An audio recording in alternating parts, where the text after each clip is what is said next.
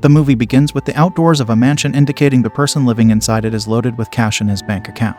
A woman gets breakfast ready for the owner and heads to the bedroom, opens the door, and realizes he is not in his bed. Heading to the reading room, her jolly mood turns dreadful when she sees the dead body of the owner, Mr. Harry Thrami. The scene then fast forwards to a week later, wherein a woman can be seen waking up in a jolt. In the dining room, her sister Alice watches a crime series, but was soon scolded by her mother to shut it off as it could be traumatizing for the girl since her friend's throat was slit not too long ago. She asks her sister to continue to watch her serial when the phone rings. Mr. Walt had called her back to the mansion for further investigation. When she reaches the mansion, she is stopped by the cops, but soon the dead man's granddaughter Meg comes to her rescue. Meg and Marta talk to each other and we learn that Marta was Mr. Thrami's nurse. The door was opened by Linda, who is actually Mr. Thrami's eldest daughter. The cops announced that they were to start the investigation and Linda offered to go in first. Inside the room, there were 3 men along with Linda: Detective Lieutenant Elliot, who would be the one speaking to all the suspects, Trooper Wagner, who stood as an assistant, and Benoit Blanc, who sat near the piano far away from the suspect's seat and would silently listen to everything they would speak. The detective started the interrogation by giving a brief introduction of himself and others and mentioning the fact that Mr. Thrami died on November 8. He then asked Linda whether they all had gathered in the mansion to celebrate Mr. Thrami's 85th birthday a week ago. She answered in the affirmative and mentioned that her husband Richard arrived earlier to help with the catering, and her son Ransom left early from the party. While talking, we learned that Linda was an owner of a real estate company in Boston and that she was a self-made rich woman who started her business from scratch. Moving on to the interrogation, the detective questioned Linda's relationship with her father and she said that they had their own way to communicate, and as long as you follow his rules, you're good. Next comes Richard, who told the officers that Linda and his father-in-law's relationship was great.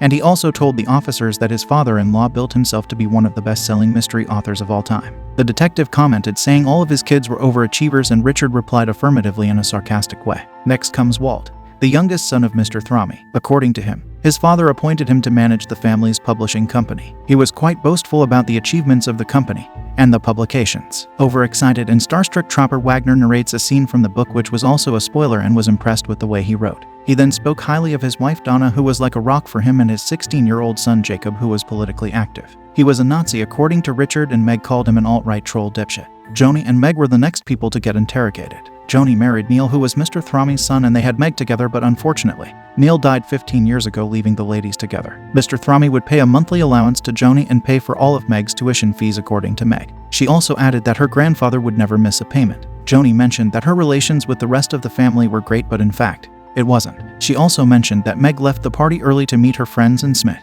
and saw Linda bitching to Richard about the fact that her father paid for their expenses. When the detective was about to ask the next question, Joni intervened and questioned why they were repeating the same procedure again. The detective informed her that they wished to find the manner of death, which Walt perceived as someone from the family killed him, and got furious at the detective and asked about the mystery man's identity. The detective introduces him as Benoit Blanc, who is a private investigator, and Joni immediately recognizes him when one of his works was tweeted on Twitter. The detective says he is not involved with the police department but acts as a consultant.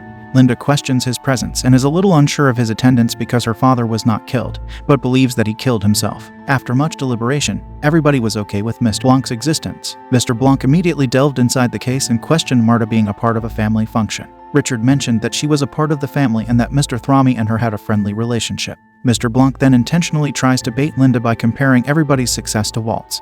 But Linda feels offended and believes that Walt is not a self-made person only, because most of the things he used to do were given to him, whereas everybody else's case, they earned it. Things started to get chaotic when Richard pointed fingers at Walt, since he and Mr. Thrami had a dispute at the party about movie rights, and Walt pointed fingers at Richard and Linda's son Ransom, as he heard arguments between the son and Mr. Thrami that night in Mr. Thrami's study room. To add to it, Mr. Blanc believed that Richard and Mr. Thrami argued that afternoon before the party, according to his sources, when in fact he had to help the caterers set up for the party. Flashback to that afternoon. Mr. Thrami found out about Richard's extramarital affair and threatened to tell his daughter Linda, but not before proposing to Richard to be the one to inform her about the same. He told the officers that he would tell her the truth after they returned to Boston to avoid the drama, but Mr. Thrami wanted him to tell her immediately. Joni was also one of the few people that came early that day. She, too, had an argument with Mr. Thrami, because Mr. Thrami found out that Joni wired Meg's tuition fees and would use it for her own benefit. Mr. Thrami informed her that it was the last check he would write for Meg and Joni. The detective suggested they should take a break.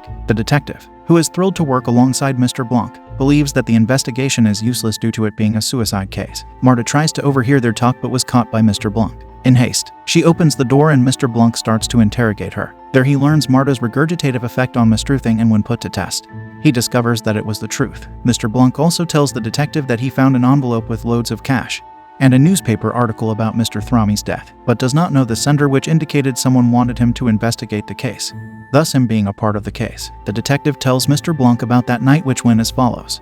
The party ended at 11:30, and Mr. Thrami and Marta took the stairs that creaked to go to his room. Linda was a light sleeper, and every time the stairs creaked, she would wake up. Linda was woken up 3 times during the night, once when Mr. Thrami dropped a go board and Joni checked on him. Next when Marta was coming downstairs to head home at 12. And the final time when Mr. Thrami was hungry and came for a midnight snack. According to prosecutors, the time of death was between 12:15 to 2. Everybody went to sleep at around 12:30. At 3, Meg woke up because the dogs were barking, but she went to sleep soon after. According to the detective, it is useless to go through it again because it was a suicide, whereas Trooper Wagner tried to reason out the motive for the homicide. Mr. Blanc asks Marta to describe what events happened that night after the party. Unknown to Mr. Blanc, Marta hides the truth about her messing up with his medicines that could kill him in 10 minutes. When Mr. Thrami learns about the same, he finds a way to get her out of trouble. Mr. Thrami told Marta to announce while leaving, getting into a car and parking on an isolated road. Next, to come back to the mansion while avoiding the cameras, and climbing to Mr. Thrami's room using the side trellis, wearing Mr. Thrami's robe and cap, and walking down the stairs, where Walt would think he saw an alive Mr. Thrami. Next, she should return back home without being seen.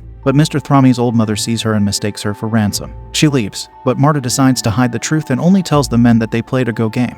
She gave Mr. Thrami his medications, which were known by the family. Joni came to check on them after hearing the thud and returning back home not before waving Walter goodbye. Since she lied, she went to the bathroom and puked. The night the party was held, the family talked about politics, where they had debates on what is right and what is wrong. That's when they heard Ransom and Mr. Thrami arguing and Ransom walking out of the door. Coming back to the present, Marta has a panic attack when Meg helps her. She takes Marta to a room where she smokes stash. After they come out, Walt and Meg talk to Marta and they tell her that the whole family would love to help Marta financially, because she was always there for their dad. Later that night, Marta and Mr. Blanc talk wherein he tells her his intentions of finding the truth completely. He also told her that he would start a ground investigation tomorrow in the morning at 8, and that he wished she should be with him the whole time. That night, Marta returns back home. She recalls that dread day when Mr. Thrami killed himself in front of her in order to save her. The next day, Marta tries to hamper and create fake evidence. Ransom returns home early for the will reading. When the will is read, everyone learns that the sole owner of Mr. Thrami's assets is Marta. There is a wave of panic after hearing this and Marta escapes with the help of Ransom. The family tries to persuade Marta about the decision. News spreads like wildfire and Marta finds a crowd of reporters outside her house. Walt threatens Marta that he would tell everyone the truth about her mother's immigration.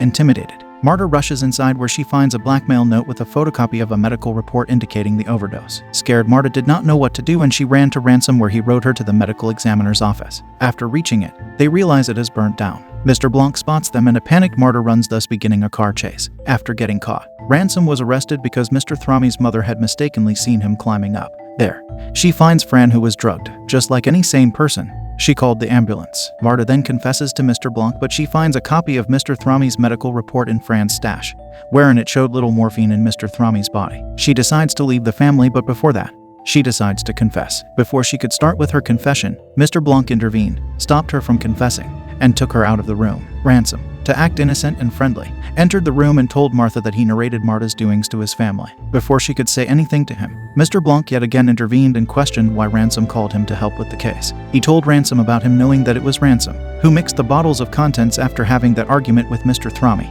where he learned that all the assets will be solely inherited by Marta. Marta thought she made a mistake, but in fact, she had done the exact opposite. If Mr. Thrami wouldn't kill himself that day to save Marta, he would be alive right now. Ransom cleverly placed all the evidence that would rip Marta off the assets she inherited by Mr. Thrami under the Slayer rule. Because of Ransom's arrogance and Marta's intelligence, Ransom confesses. Angered, Ransom attacks Marta with a knife, which actually was a staged knife. With all the evidence against Ransom, he was arrested. Linda finds a note indicating the extramarital affair her husband has. She was heartbroken. Mr. Blanc confesses that he knew Marta had a part in the murder because of the blood drop on her shoe. The movie ends with Marta and the family staring at Ransom being taken away from the mansion.